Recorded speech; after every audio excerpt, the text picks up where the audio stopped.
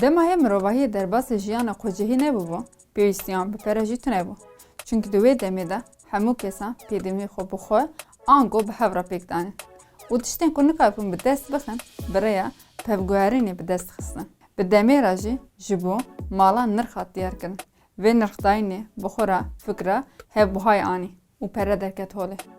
Di serdema berê de ji bo pevguherînê ajal, amûr û zat hat bikaranîn. Li deverên wek Yewnanistan kem kole jî bi malan re hatin guhertin. Lê ji ber ku parvekirin û neqilkirina van amûran zehmet bû, mirovahî bi demê re li tiştekî ku hêsantir bê guhertin û neqilkirin geriyan. Di encamê de jî pere hat dahênan. Di destpêkê de pere ji bo hêsankirina danûstandinê û bazirganiyê hat dîtin. Ev pereyê ku ji zêr û zîvan hat çêkirin, li destpêkê de ji bo kirin û bazirganiyê derket. Lê dûra pirguherî. Di destpêka pereyan de sîkê hat şixulandin. Sîkeyar li gor giranî û nirxekî di şiklê dîskekî de hat çêkirin û ket navget. Li gor daneyên heyî cara yekemîn pere ji aliyê Lîdyayên ve hat îcat kirin. Bi îcatkirina pereyan hemû dewletan bi nav û armanên xwe pereya derxistin. û ji bo lêçûnên zêdetir tim pêwîstî bi pereyên dîtin. Mînak em bibêjin dewleta bi navê ayê heye û di nav pereyê wan de 2 gram jî zêr heye. Pêwistiya dewleta ayê bi pereyên zêdetir heye. Heke dewleta ayê ji nav pereyê xwe grama zêr bixîne û zêdetir pera derbixe jî nikare zêdetir lêçûnan bike. Ji ber ku dema ji nav pereyên xwe grama zêr kêm bike, dê nirxê pereyên wan jî bikeve. Ango dema dewleta ayê bixwaze zêdetir lêçûnan bike, bacên ji welatiyê xwe distîne zêdetir dike. Em vê mînakê di roja me de jî dînin. Em bibêjin eşyayekî bi 4 lîrayî heye. Dewlet jî ji sedî 25 zam dide ser vî eşya. Wê demê em ê heman eşyayê bi 5 lîrayan bistînin. Di vir de çi bû? Dewlet qet tiştek nekir. Lê ji berîka me lîrayek zêdetir ji bo lêçûnên dewletê derket. Gelo ev pereyên ku ji zêr û zîvan dihatin çêkirin, çawa veguherîn pereyên kaxis. Di sed sala hevdemîn de gelê Înglistanê zêr û cewherên xwe didan gel zêrkaran. û wek temînatê jî ji wan senetan digirtin. Kînkê bixwestana bi van senetên xwe diçûn û zêrên xwe digirtin. Bi demê re ev senet di bazirganiyê de hatin bikaranîn. Navê banknot yanî banknot ango panotê ku îro em dibêjin ji vir tê. Di vir de zêrkar jî karê ku dikin veguhestin karekî din û bingeha bankeriya niha avêtin. Çawa? Ji zêrên destê xwe bêhtir senedan dan xelqê. Ev mantık di roja me de ji bo kredîdayînê jî tê bikaranîn. Yanî zêrkar li ser zêrên tune qezencekî bi dest xistin.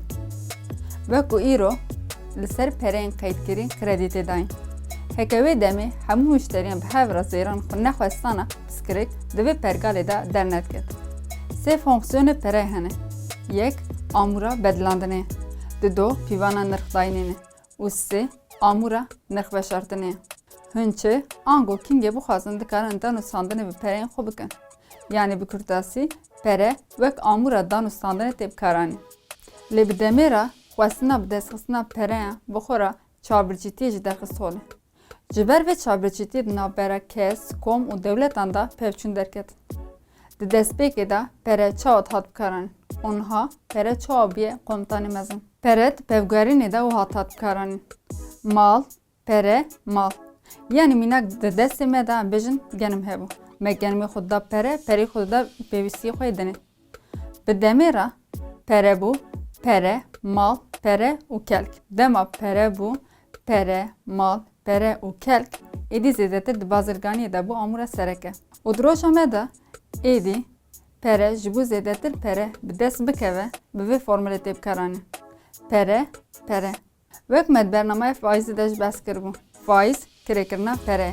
Vê formülê jî di wê de tê bikaranîn. Yani bi vê awayê pere ji amûrbûnê derketiye û bûye armanca serekeya jiyanê. Guhertina di pereyê de di aboriyê de bi îstikrariyê derdixe holê û dibe serdema qeyranên aboriyê. Di roja me de her dewlet li ser navê xwe pere derdixe û ji 160 zêdetir curayên pereyan hene. Di teoriyê de her dewlet çiqas bixwaze dikare pere derbixe. Lê dema hilberîna dewletekî sabît be û zêdetir pere derbixe, wê demê wî welatê enflasyon jî zêde dibe. Biradvir de jî bernameyê enflasyonê were bîra be. Lê ku pereyê tê derxistin dema di hilberînê de û di hinardeyê de bê bikaranîn Wê demê pere nirxwendanak û aborî pêş dikeve. Dewletên xwediyê pereyên wek dolar, euro û sterlîn li gor dewletên din dikarin zêdetir pere derbixin. Serdema wê jî ev e. Konvertibilîte ango guhertina wan pereyan bi pereyên din hêsantir e. Yani ev dewlet dikarin pereyên xwe li welatên din zêdetir bikarbînin. Ji ber wî ye ku dikarin serveriya xwe li ser aboriya çar aliyê cîhanê ava bikin. Ev pereyên ku eksîkê hatin îcadkirin bi demê re bûn senet û panot. Lê guhertina di pereyê de li vir neqediye û pere êdî di bankaya da wek pereyê qeydkirî tê bikaranîn. Di rojan me de ji sedî not pereyên cîhanê qeydkiriye, yanî fîzîkî tune. Pere herî dawî jî wek pereyê sanal tê bikaranîn. Me di bernameya Bitcoin de jî behsa pereyê sanal kiribû. Belê temaşevanên hêja bi kurtasî mijara pere ev e. Bibînin xweşiyê de.